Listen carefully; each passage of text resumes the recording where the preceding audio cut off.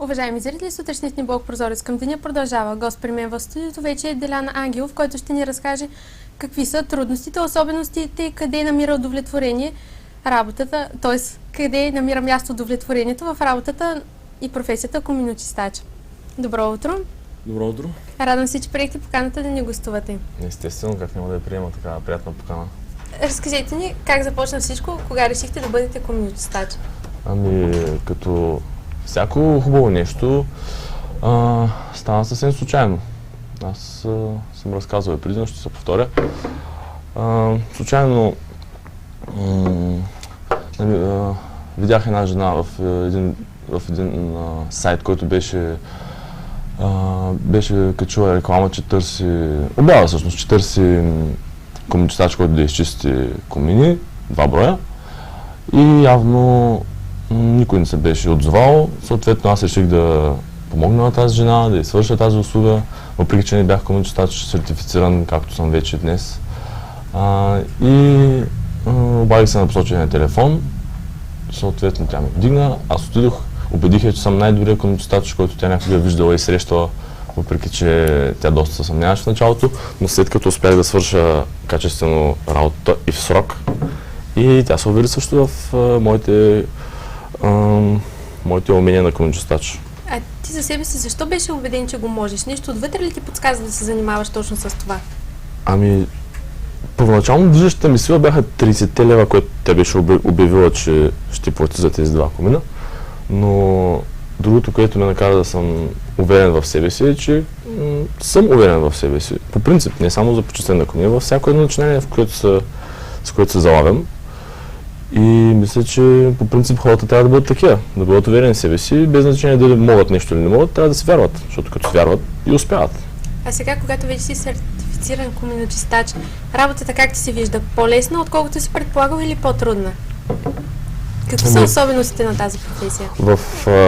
Във всяко едно начинание, не само почистването на комини, тъй като аз мисля, че както почистването на комини, така и всяка една друга дейност и професия са изключително важни.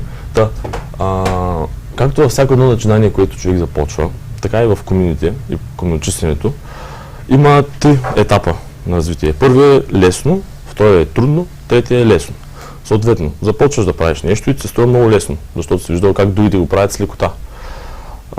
Навлизаш в материята и разбираш, че всъщност това е трудно, защото ти още не си добър, ти още нямаш опит, нямаш знания, нямаш умения и прочее.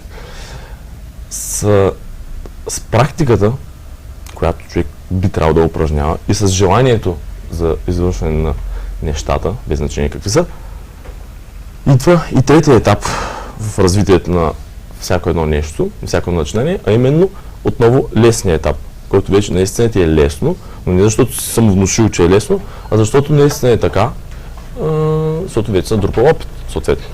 Това е алгоритъм, който може човек да следва в всяко едно начинание, особено младите хора, които са обезкуражени и не желаят да правят нищо, а да се стоят само пред компютрите, пред телевизорите и в чалгадистотеките и решават, че в България нищо не може да се прави. А всъщност в България има страшно много неща за правене. Уникално много неща. Тъй като има много нужди, хората имат нужди, съответно, когато хората имат много нужди, има много ниши, в които човек може да се намести. Както аз съм се наместил в почистване на комини или в някакви други неща, с които се занимавам, така и други млади хора, които имат желание да правят нещо, биха могли да се наместят, така да се намърдат и да не ходят в чужбина, ами да се стоят тук в България и всички да сме си щастливи. Както мен. Интересно ми, ти каза, че си бил непрофесионален коминочистач, когато си се захванал с първите си комини. Имаш ли спомен или някаква интересна история около това как си намерил първия си инструмент, откъде си го взел? Предварително се извинявам, че усмихвам много, обаче съм щастлив и затова го правя. Да някой да не спомни, че се подигравам на някой и на зрителите. Значи първият инструмент всъщност се обадих по личния си мобилен апарат на баща ми и той ми го донесе от селото, което дядо ми живееше. И всъщност този инструмент е на дядо ми. Дядо ми като един добър стругар и работлив човек си е направил такъв такъв топус с четка, си е изработил собственоръчно с машини и аз използвах всъщност неговите инструменти, които той е направил някога. И за съжаление ги заместих в един комин на един клиент, но случват се такива неща понякога, все пак това са инструменти. Нормално е да ги загубим и така. Искам да питам, Питай. интересно ми е, какво се вижда от покривите отгоре? Гледаш ли по някакъв по-различен начин на хората, например, когато си отгоре? Има ли нещо, което виждаш, а другите професии не могат да го видят? Ами, нещата, които виждам, всъщност не са точно от покрива, ами ги виждам в домовете на хората. Изобщо въпросът ми е дали когато си горе имаш по-различни мисли, дали ти идва вдъхновение за работа там. Нещо различно. Какво се случва, тъй като това не е обичайно работно място да си на покрив? Естествено, всеки е усещал някакви различни емоции, различни приятни мисли са му навлизали в главата, когато вижда красиви гледки. Съответно, аз постоянно виждам красиви гледки, било то на Викатърно, било то на други градове, в които работя. И така, докато работя, си размишлявам доста за живота, за хората, за бъдещето, за миналото. И пак се иска да се повторя и да насоча разговора в друга посока. Аз по-скоро размишлявам тогава, когато вляза в къщите на хората, в самите домове, тъй като се запознавам с много различни хора всеки ден, ежедневно. Примерно, ако един нормален човек днес има 2-3 нови запознанства, аз имам 10-15, да речем, защото, както казах, не занимавам само с почистване на комини, правя и други неща и съответно всеки ден се сблъсквам с проблемите и нуждите на хората, не само с почистването на комини, и с всякаква друга тематика, на която хората имат проблеми в България. И е интересно, тъй като повечето хора се вгълбяват в това, което правят и забравят какво става около тях. Моята работа всъщност е да решавам проблемите на хората и да намирам решения. Съответно да общувам с много хора, което е изключително забавно и много приятно. Това ли е най-големия плюс на професията, запознанствата, и това ли е най-голямото удовлетворение, че помагаш? Естествено, че е голям плюс. В професията си като комунчестач съм се срещал с страшно много хора, както вече казах, и с много интересни хора. Всеки човек е интересен малко или много, няма безинтересни хора. Всеки човек си има някакви интересни неща, с които се занимава. Дори понякога хората не осъзнават колко са важни и значими, докато някой друг не им покаже, някой друг не им каже: да, ти наистина си много интересен човек, ти си много важен и значим.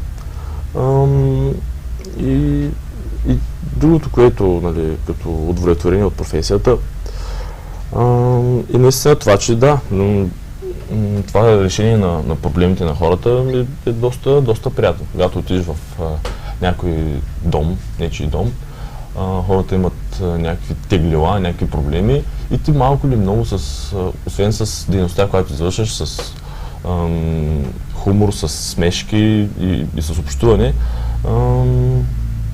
в един момент виждаш как хората се усмихват, тръгваш от тях, от техния дом, те са щастливи, дали за почувствената комина, дали заради разговора, който си провел с тях, и те вече малко или много са с една идея по-щастливи хора, и това е много голяма награда.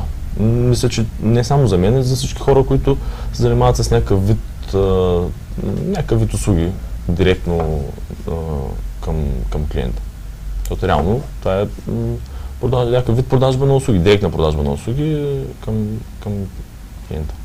Използва думата значим. Според теб оценена ли е достатъчно професията на коминочистач в България? Кой на теб ти казва, че си значим?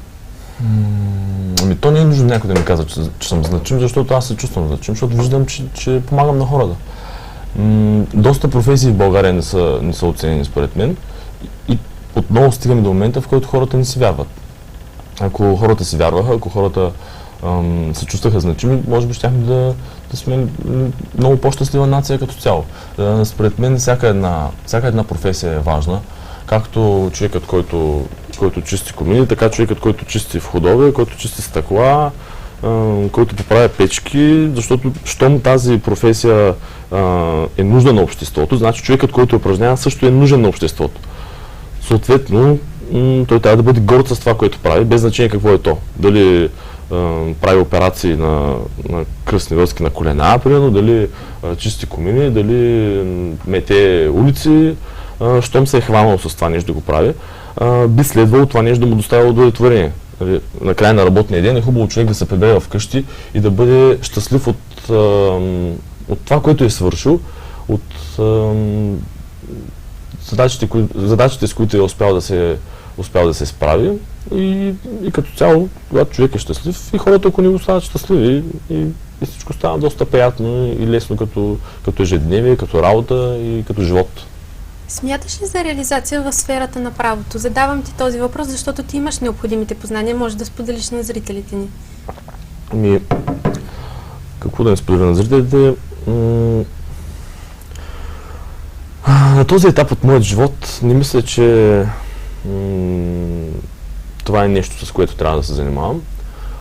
Може би след някоя друга година, когато се умре и не желая вече да се катеря по хорските покриви, може би ще се захвана и с тази дейност, тъй като те нещата са сходни. Пак правиш услуга на хората, пак имат някакъв проблем, само че вече юридически проблем.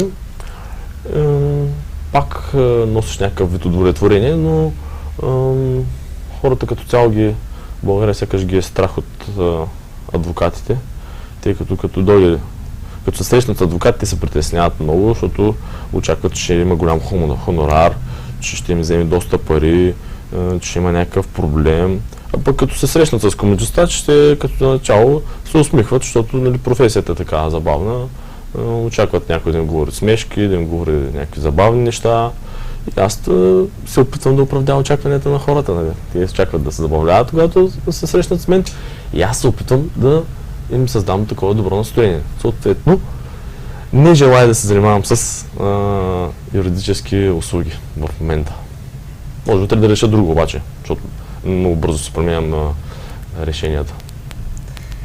Ти само спомена, че хонорар на адвокатите винаги се предполага, че е висок. Колко е доходоносно да си комуничи стаж в България?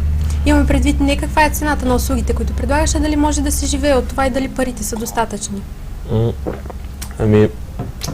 Според мен не е доходоносно да се комуничи стаж в България. Не искам да отказвам хората, които желаят да станат комуничистачи.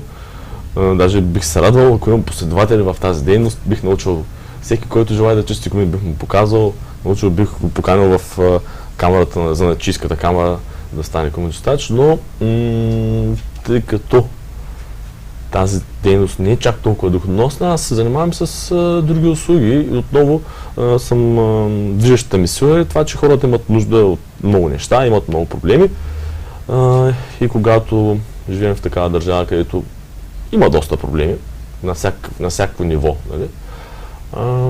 Съответно успявам по някакъв начин да решавам проблемите на хората. Всъщност аз съм комуничистач, който не само носи щастие, ми решава проблемите на хората във всякакъв аспект на думата.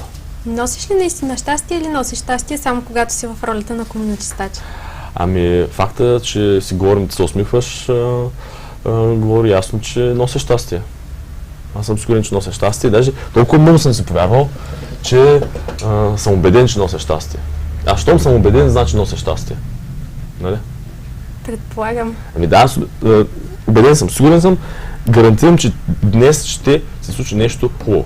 Аз един станах в 6 сутринта, в снежния ден, валеше сняг, повечето хора, нали, не са щастливи от снега, защото трябва да разрежат колите си, студено е, гадно е, мокро е и така нататък.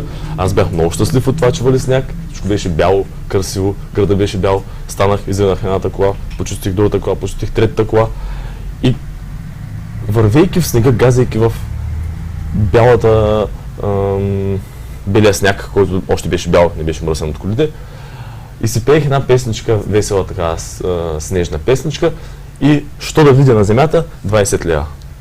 Не, че съм материалист, просто първият ми работен ден от тази година започна с една награда, точно заради това, защото бях щастлив, усмихнат и си пеех песнички. Всеки може да пробва тая схема на работа, става сутринта, усмихва се, пее си песнички и поне 5 от 10 ще намерят 20 лева. Искам да те попитам, каза, че си готов да обучаваш нови кадри в тази сфера. А има ли много желаящи в България, които се занимават с това и дали това е една изчезваща професия според теб? Естествено, че няма много кадри, които биха желали да станат комуничистачи, тъй като те подценяват тази професия. Повечето хора си мислят, че е готино да стоиш в офис, да работиш на компютър, да си програмист, да си в някой IT голяма компания или да си... Повечето хора в София работят в кол-центрове и за тях това е престижно. За мен лично че подценявам професията им, но както вече казах, всяка професия е престижна сама по себе си. Ако си добър в това, което правиш, професията в един момент става престижна. Аз по принцип съм до ушите в сажди, обаче съм щастлив. Повечето хора не биха били щастливи да са омазани с сажди, да са на студено, на високо, на мръсно, на кално и така нататък. Както един мой приятел много добър каза, всеки си знае. Всеки сам се решава кое го удовлетворява и кое го прави щастлив. Повечето хора не мислят, че това би ги правило щастливи. Нали, да се занимават с разни баби, звънят разни хора, които имат някакви проблеми, уж ми звънят за комини, те почват да ми обясняват как комшията всяка вечер се води любовници примерно в тях, как не могат да спят по цяла нощ, как жена им ги ядоса, как децата им са в чужбина, как това. И аз се слушам, защото, както вече казах, опознавам клиентите си, но повечето хора нямат това търпение и тези нерви, които аз все още имам. Добре. Със сигурност имам още много въпроси, но времето напред искам само да ти дам възможност да пожелаеш нещо на именниците, ако имаш свои познати или не. Какъв ден е днес? Йорданов ден. Искам да пожелая честит имен ден на всички мои приятели, които празнуват днес, всички мои неприятели, всички мои врагове, изобщо на всички в България, които днес празнуват, им пожелавам честит имен ден. Даже на един мой приятел, който е много интересен човек, аз ще ви помоля да го поканите. Той е гайдар, кове желязо, свири на гайди и прочее. Днес има рожден ден, нас честит рожден ден.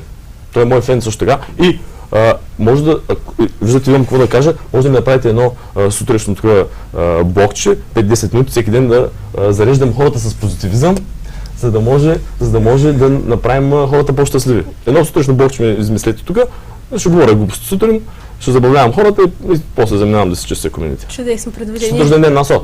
Ще го обмислим. Много ти благодаря за това гостуване. Уважаеми зрители, на гости в студиото беше Делян Ангелов, който ни разказа какво е да си комюничи стажа в България. Останете с нас, продължаваме след малко с новините.